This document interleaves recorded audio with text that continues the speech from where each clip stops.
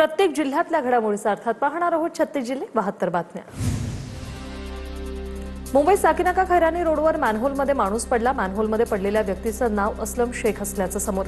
असलम शेख 20 ते 25 फूट खोल मॅनहोलमध्ये पडले। मॅनहोलमध्ये पडतानाचा सीसीटीव्ही समोर। साकीनाक्यात मॅनहोलमध्ये पडलेल्या असलम शेख यांचा दुर्दैवी मृत्यू। अन्सारी यांचा मृतदेह मॅनहोलमधून बाहेर काढण्यात आला। मॅनहोलला जाळी लावून सुरक्षित करण्याचा प्रयत्न सुरू होता, पण काम करताना काळजी घेतली गेली नाही। मुंबई महापालिका आयुक्त अश्विनी भिडेंची माहिती। तर कॉन्ट्रॅक्टरवर गुन्हा दाखल करून कारवाईचे निर्देश दिलेत। अश्विनी भिडेंची माहिती। अंधेरीच्या मरोळ मिलिटरी रोडवर झाड कोसळलं। झाड कोसळल्याने एका रिक्षाचं मोठ्या प्रमाणात नुकसान। या घटनेची माहिती मिळताच पोलीस अग्निशमन दलाचे जवान घटनास्थळी। रस्त्यावरील झाड हटवून वाहतूक पूर्ववत करण्याचे शर्थीचे प्रयत्न। ठाण्यातील गावदेवी मैदानाजवळ लोकमान्य टिळक उद्यानाच्या बाजूला एक झाड कोसळल्याची घटना। दुर्घटनेत कुणालाही दुखापत नाही। आपत्ती व्यवस्थापन कर्मचाऱ्यांच्या मदतीने रस्त्यावरून झाड काढलं। मुंबईत चर्चगेट रेल्वे स्थानक परिसरात झाड कोसळलं। झाड कोसळल्यामुळे 3 वाहनांचं नुकसान। झाड हटवण्याचं काम सुरू।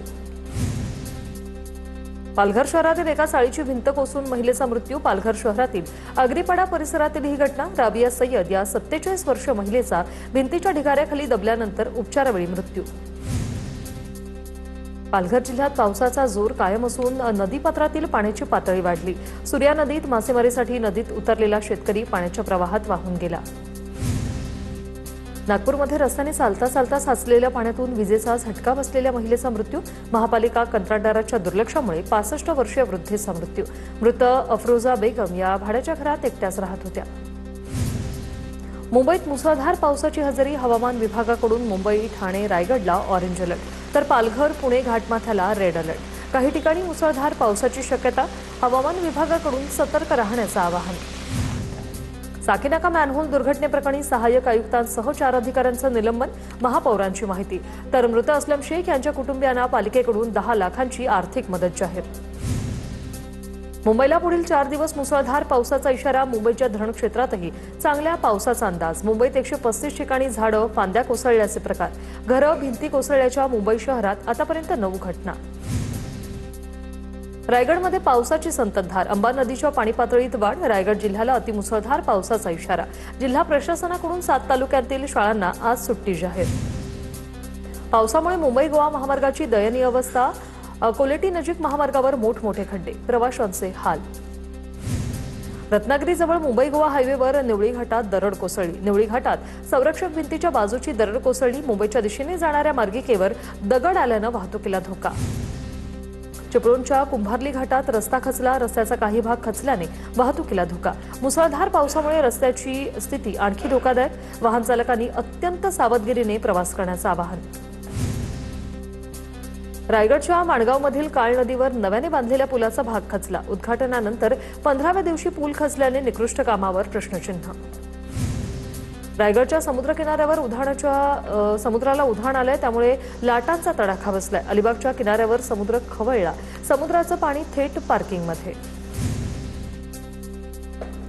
रत्नागिरीत मच्छीमारांसाठी मत्स्य विभागाकडून 3 नंबरचा बावटा। मिरकडवारा किनारपट्टी भागात 3 नंबरचा बावटा। खोल समुद्रात मच्छीमारीसाठी जाऊ नये असं हवामान विभागाकडून आवाहन। रत्नागिरीला आजपासून पावसाचा 3 दिवस ऑरेंज अलर्ट। सततच्या पावसामुळे नद्यांच्या पाणीपातळीत वाढ। रत्नागिरीतील काजळी नदी वाहते दुथडी भरून। किनारपट्टी भागात वेगवान वाऱ्यासह मुसळधार पाऊस। सिंधुदुर्गातील देवघर धरणात जून अखेरपर्यंत केवळ 15% पाणीसाठा। यंदा पाऊस कमी झाल्याने पातळी घटली। पुढील काही दिवस पाऊस सुरू राहिल्यास धरण लवकर भरण्याची शक्यता। सिंधुदुर्गच्या कणकवलीतील सावडाव धबधबा पूर्ण क्षमतेने प्रवाहित। कोकणात पर्यटनासाठी येणाऱ्या पर्यटकांचं सावडाव धबधबा मुख्य आकर्षणापैकी एक।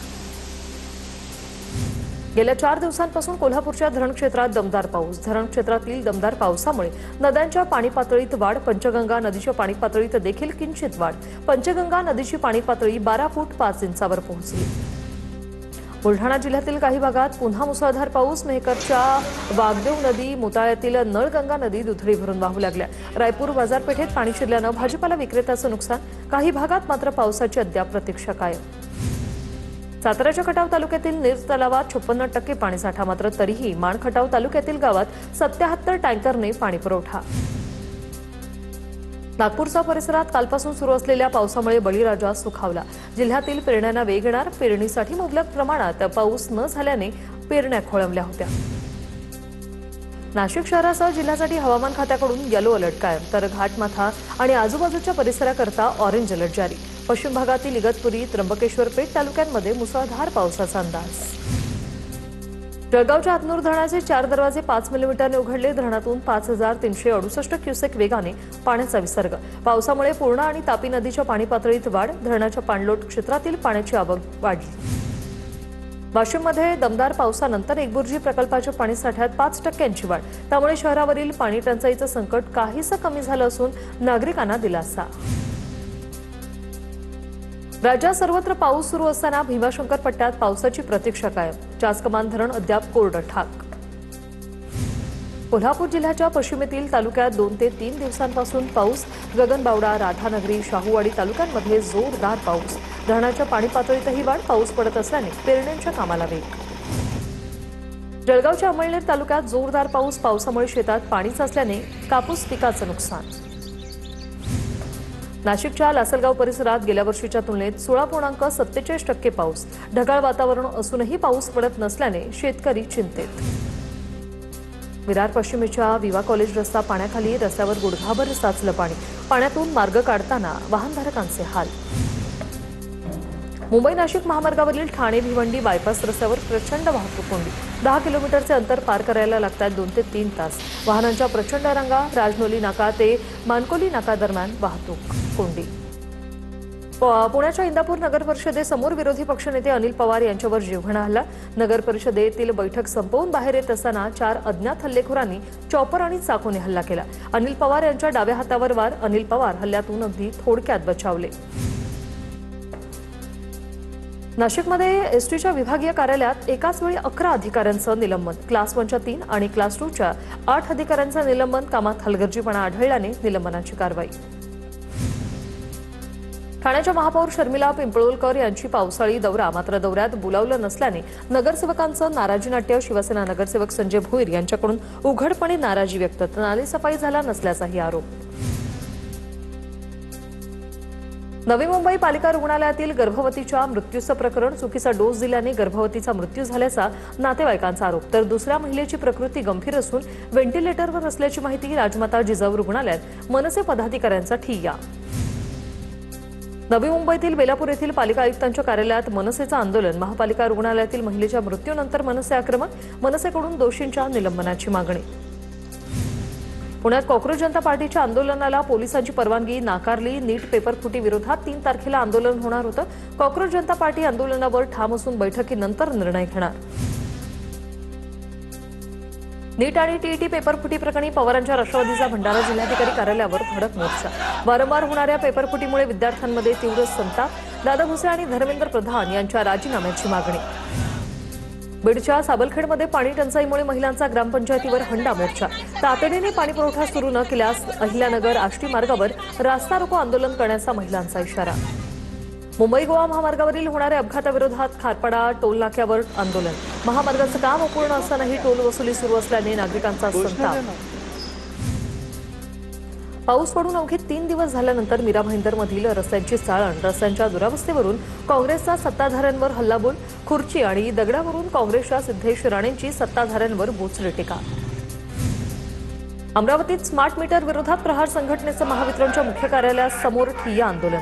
स्मार्ट मीटरमुळे ग्राहकांना जादा वीज बिल येत असल्याचा आरोप। स्मार्ट मीटर बसवणं थांबवावं अन्यथा तीव्र आंदोलन करू असा इशारा। पुण्याच्या खडकीत विस्फोटक निर्माणातील कर्मचाऱ्यांचं धरणं आंदोलन। केंद्र सरकारच्या धोरणाविरोधात कर्मचाऱ्यांकडून घोषणाबाजी। संघटनेच्या वतीने केंद्र सरकारला 6 मागण्यांचं निवेदन जाहीर। जळगावच्या 40 गावात नगरसेवक आणि नगरपालिकेच्या अभियंत्यांमध्ये जोरदार खडाजंगी। एकमेकांच्या अंगावर धावून जाण्याचा प्रकार। नगरसेवक दीपक पाटील आणि अभियंता देवेंद्र शिंदे एकमेकांवर धावले। गटाराच्या कामावर आक्षेप घेतल्याने दोघांमध्ये वाद झाला। अमरावती महापालिकेच्या 2 सफाई कर्मचाऱ्यांना नागरिकांकडून मारहाण। संतप्त सफाई कामगारांचं काम बंद आंदोलन। संतप्त कामगारांचा अमरावतीच्या गाडगेनगर पोलीस स्टेशन समोर ठिय्या। पुण्यातील बावधन परिसरात मध्यरात्री जमीन हडपण्याचा प्रकार, रात्री 1:15 वाजता जमिनीचा ताबा घेण्याचा प्रयत्न केल्याचा आरोप, शिंदे गटाचे पदाधिकारी बाळासाहेब चांदेरे यांच्यावर गंभीर आरोप, कमरेला असलेलं पिस्तूल लोड करतानाचं दृश्य सीसीटीव्हीत कैद. छत्रपती संभाजीनगर जिल्हा बँक निवडणुकीच्या अनुषंगाने ठाकरेंची शिवसेना, भाजप आणि शिंदेची शिवसेना एकत्र. ठाकरे शिवसेनेचे अंबादास दानवे, शिंदे शिवसेनेचे संजय शिरसाट आणि भाजपचे अतुल सावे यांची एकत्रित बैठक. बीडच्या आष्टीमधील गांधणवाडी येथे जिल्हा परिषद शाळेची इमारत गावगुंडांनी पाडल्याचा आरोप. 2 वर्षापूर्वी शाळेच्या इमारतीची जिल्हा परिषदेने दुरुस्ती केली होती. गांधणवाडी ग्रामस्थ आक्रमक, गावगुंडावर कारवाईची मागणी. कोल्हापूरच्या इचलकरंजीत वृद्ध, निराधार विधवा आणि दिव्यांगांचा पेन्शनधारकांच्या प्रलंबित प्रश्नासाठी नायब तहसीलदारांना निवेदन. रखडलेली पेन्शन तात्काळ देण्याची निवेदनातून मागणी. बीडच्या केज उपजिल्हा रुग्णालयात अत्याचार पीडितेला 9 तास तात्काळ ठेवल्याचं प्रकरण, वैद्यकीय अधीक्षक डॉक्टर दत्तात्रय केंद्रे यांच्यासह एकूण 6 जण निलंबित. वाशीमध्ये कस्टडीत असलेल्या आरोपीचा पोलिसांच्या मारहाणीत मृत्यू झाल्याप्रकरणी 9 पोलिसांना जन्मठेपेची शिक्षा. वाशिम जिल्हा सत्र न्यायालयानं दिला ऐतिहासिक निकाल. 9 आणि 10 मे 2011 साली घडली होती घटना. बेगा पवार या आरोपीचा पोलिसांच्या मारहाणीत मृत्यू झाला होता. केतन अग्रवाल हत्या प्रकरण, सियाला घेऊन पोलीस तिच्या घरी. सियाचे कपडे, मोबाईल, इतर गोष्टींचा पंचनामा करण्यासाठी पुणे पोलीस सियाच्या घरी दाखल. घटनेनंतर आरोपींच्या उपस्थितीत पंचनामा करण्यासाठी पुणे ग्रामीण सियाच्या घरी. रायगड जिल्ह्यातील अलिबाग आणि रोहा तालुक्यातून एकाच दिवशी 3 अल्पवयीन मुली बेपत्ता. या प्रकरणी अपहरणाचे गुन्हे दाखल, पोलिसांकडून मुलींचा शोध सुरू. परभणी राज्य परिवहन महामंडळाच्या नादुरुस्त बसचा प्रवाशांना फटका. परभणी जिल्ह्यातील नरसिंह पोखर्णी फाट्यावर लातूर परभणी बस बंद पडली. बस चालू करण्यासाठी प्रवाशांना बसला धक्का देण्याची वेळ. रत्नागिरीतल्या शेळगावात 2 एसटी बसेसची समोरासमोर धडक, अपघातात बसमधून प्रवास करणारे 11 शाळकरी विद्यार्थी जखमी. सर्व विद्यार्थ्यांची प्रकृती स्थिर, डॉक्टरांच्या देखरेखीखाली उपचार सुरू. हिंगोलीत मानव विकासाची बस वेळेत येत नसल्याने विद्यार्थिनींनी रस्त्यावर राष्ट्रगीत गाऊन आंदोलन केलं. बस नियमित सुरू करून शाळेपर्यंत सोडावी, विद्यार्थिनींची मागणी. सिंधुदुर्गातील कुडाळ बाजारपेठेत एका सुवर्णकाराच्या दुकानावर वनविभागाची धाड. बिबट्याची नखं, सुळे आणि वन्य प्राण्यांचे अवयव जप्त. पुण्यातून रेस्क्यू केलेला गवा बोर व्याघ्र प्रकल्पात सुरक्षितपणे नैसर्गिक अधिवासात सोडला. सिंहगड रोड येथे पाण्याच्या पाईपलाईनमध्ये अडकलेल्या गव्याला पकडण्यात यश आलं. नवी मुंबईत घरफोडी आणि सोनसाखळी चोरी करणाऱ्या सराईत गुन्हेगारांना अटक करण्यात आली. नवी मुंबई गुन्हे शाखेने आरोपीच्या चौकशीत 11 गुन्हे उघडकीस आणले. जळगावच्या सराफा बाजारात सोन्याचांदीच्या दरात मोठी उसळी. सोन्याच्या दरात 3,000 तर चांदीच्या दरात तब्बल 8,000ची वाढ. सोन्याचे दर 1,47,290 तर चांदी 2,39,990 रुपयांवर. सांगलीत गणेश मूर्ती व्यवसायाला महागाईचा फटका. यंदा गणेश मूर्ती 20 ते 30% महागणार. मूर्ती सजावटीसह रंगकाम वेगाने सुरू. गोंदिया जिल्ह्यात दमदार पावसामुळे खरीप हंगामाला दिलासा. जिल्हाभरात भात पेरणीच्या कामांना वेग. पिकांच्या चांगल्या वाढीसाठी सलग पावसाची शेतकऱ्यांकडून अपेक्षा व्यक्त. पुरंदरच्या प्रस्तावित विमानतळाच्या भूसंपादनाला 15 जुलैपर्यंत मुदतवाढ. याआधी भूसंपादनासाठी 30 जूनपर्यंत मुदत देण्यात आली होती. 7 गावातील 1,216 हेक्टर जमिनीचं भूसंपादन केलं जाणार. गोंदिया रेल्वे स्थानकावरून जगन्नाथपुरी येथे जाण्यासाठी विशेष रेल्वे सुरू. जगन्नाथांच्या भक्तांसाठी आनंदाची बातमी. आजपासून विशेष रेल्वेचा शुभारंभ. पुण्याच्या भोर तालुक्यातील मागील 3 दिवसांपासून जोरदार पाऊस. भोर शिरवळ मार्गावरील उतरवली ते रामबाग दरम्यानचा रस्ता चिखलमय. वाहन चालकांना रस्त्याचा त्रास, अपघात होण्याची शक्यता.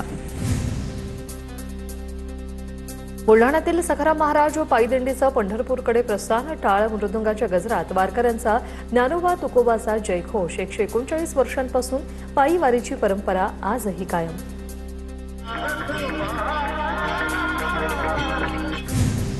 निवृत्तीनाथ महाराजांच्या पालखीचा पहिला मुक्काम लोणारवाडीत.